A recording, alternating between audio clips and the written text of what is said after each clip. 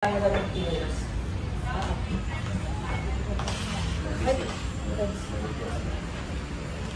po kayo pa gan.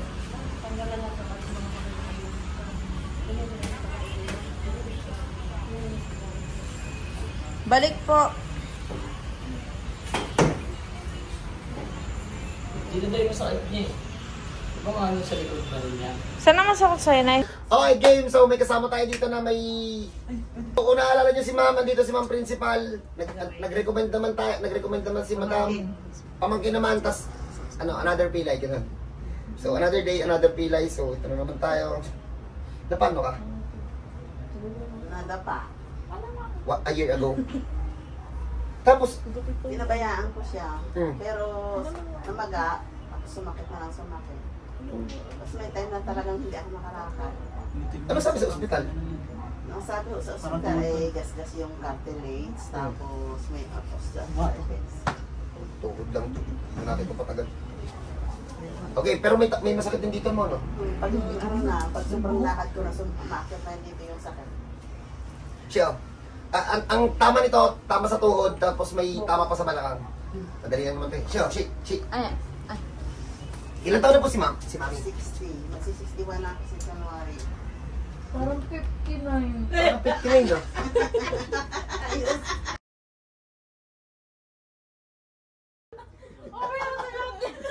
Wala pa nga!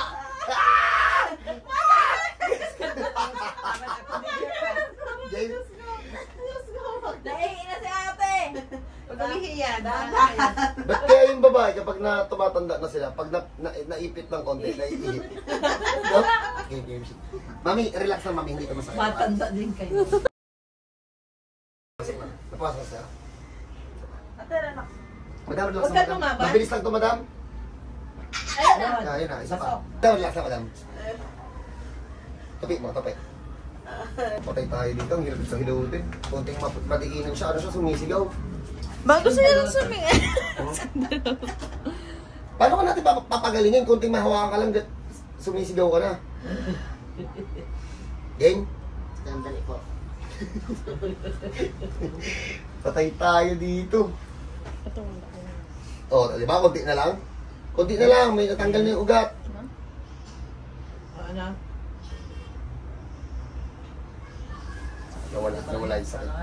Para wala lang sakit, punta pa ang uli. Nawala yung sakit. Maya po ng kaunti. Pagpahinga mo natin si Madam, 60 na kasi. Madiin na ng konti. Naiihi. Baka Ito na sikat mo na. Cut mo na, papahinga mo na. Pagkaraniwan ko, 1,000 pesos tulong. Normal kang tao, nakakawa 5,000 dyan. Tulong ka dyan. Ilang taon mo pag dudusahan yung 5,000. Pag hearing mo na, no? Game, banat. Alala ka. Isang taon po itong, ay kulang ko lang isang taon, madam. Ikaw pipilay-pilay. Yun, kulang ko lang isang taon daw po ito siya namilay.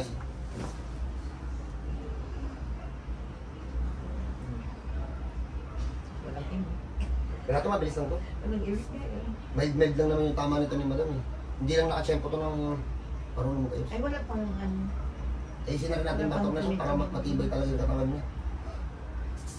Buhat ako ng matatanda eh. Caregiver po kayo, ma'am? May pinadapa pala kami.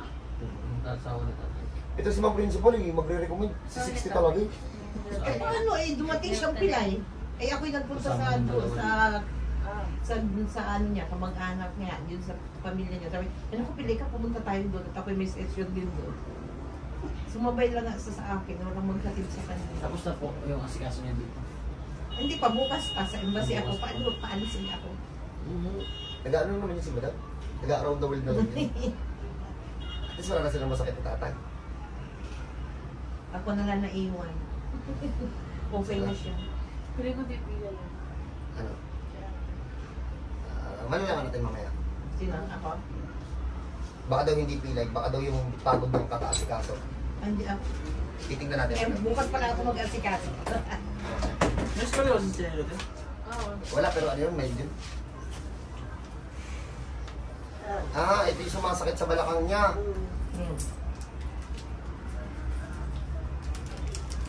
Kakabuhat ng mabigat. May matanda. Bumigay. Buti nga mabait daw yun, hindi naman siya nakapag-workout minsan. Siyempre, sweldoan ka pa doon. Ang galing sa bunsang yun ah. Kahit 60 ka, pwede pa magtrabaho. Basta kaya. Hanggang 67 yata. Retirement. May asawa ka, madam. Bano?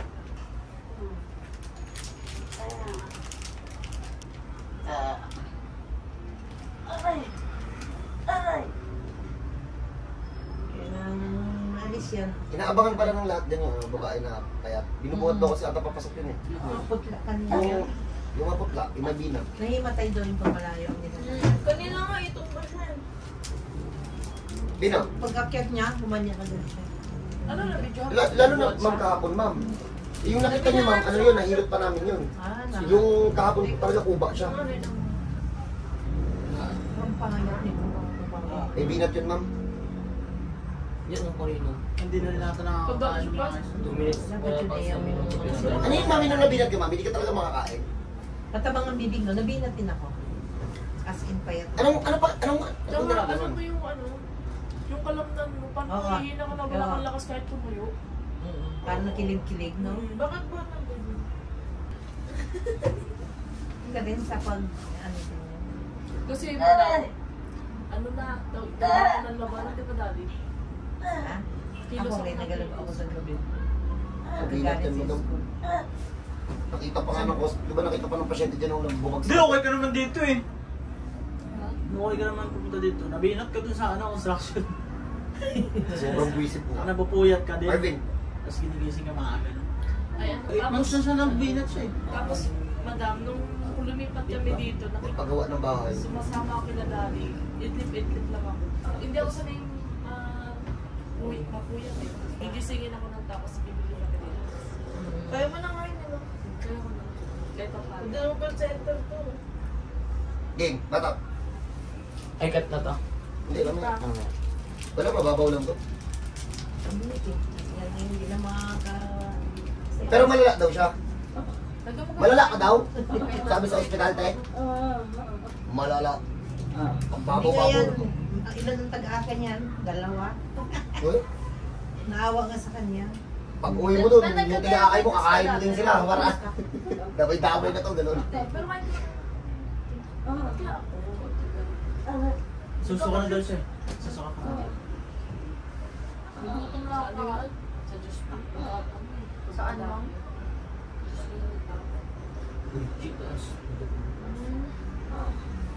Sarap tumako ko sa alak. Okay. Ang problema natin kay madam, may tira pa ng konti dun sa spine niya. Papaalis na siya eh. Hindi na natin tanong, pero at least kahit papano, babalik to ng ibang bansa ng kahit papano eh maganda-ganda yung sitwasyon ng katawan. Sa mga OFW po, pagbigyan nyo naman yung sarili nyo ng 2 months. Para sa inyo naman yun, kung hindi talaga kaya ng 2 months, sige. Pero mas maganda sana kung 2 buwan kayo sa Pilipinas, kung may mga ganito kayong tama. Kung pumapalag. Nanununtok.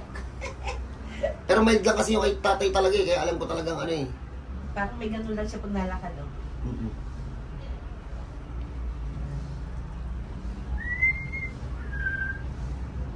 Pumunta. Pabango yan ah.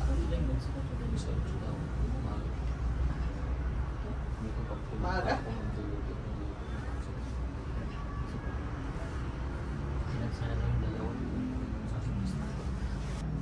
Ikaw, Kaya nanood.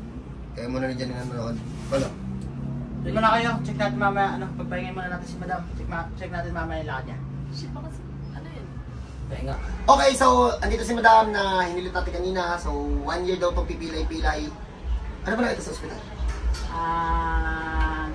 Gas na ang cartilage at saka osteoarthritis. Nakawakan ko, nakapilipit lang sa loob. Tapos yung nasa balakang niya, medyo, na-check na rin yung balakang. Ano sabi sa ospital? Wala. Hindi nakita yan. O basta yun, yung gantong case, kapag may ganito kayo, welcome kayo dito. Ito naman yung kaya namin gawin. First session. Hindi kami na.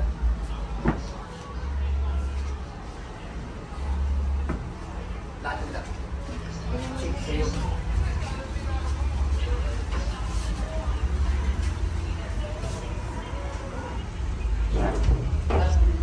Balikan madam. Mas okay yung lakad niya kapag wala siyang brace. At nahaharangan na ng ano eh, ng brace. pag may ganito kayong case, balakang sa katuhod na magkahalo, basic lang po dito yan. Welcome po kayo dito. So, God bless Thank mo you sa lahat. very much. Thank you very much.